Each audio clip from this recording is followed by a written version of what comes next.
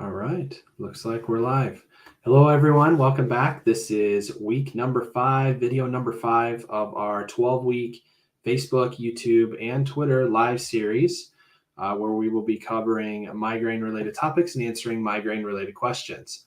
We are almost at our halfway point. That'll be next week. I'm Dr. Isaac Reese. I'm the owner here at Atlas Specific Chiropractic.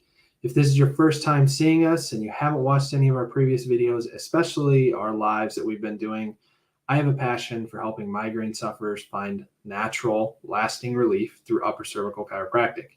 It's an extremely rewarding experience for me to help a patient who has suffered from migraines for years experience the relief that they didn't think was possible. This is one of the motivations for me to pursue a career in upper cervical chiropractic and a main reason on why I opened the office here in Cedar Rapids.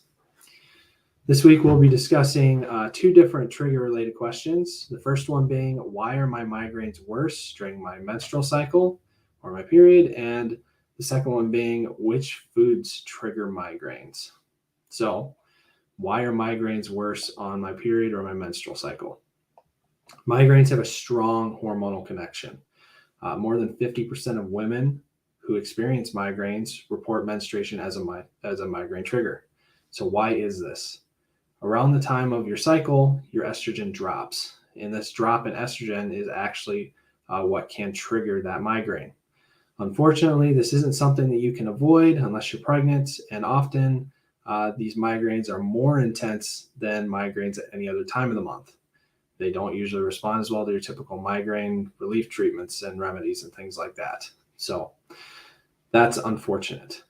The other thing to consider is that these may be triggered or related to hormonal birth control use, meaning they could be a possible side effect. So if you're experiencing this or think this may be what's going on with you, you should talk to your medical doctor or whoever's prescribing that birth control about that.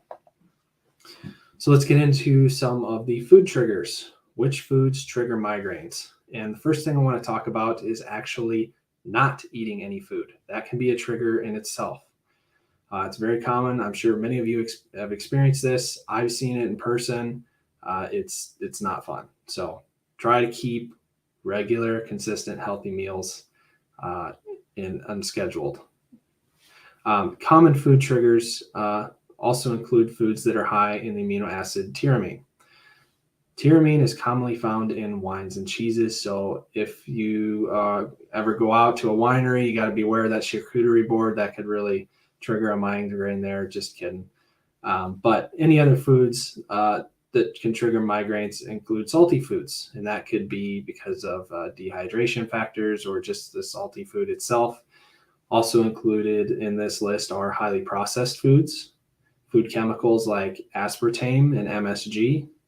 Soy products are also in this list, baked goods like breads, specific breads, as well as some fruits and fruit juices. The fruits and fruit juices on this list, just to name a few that you might recognize, a lot of citrus fruits, bananas and raspberries. Tomatoes are also on this list, and so is vinegar.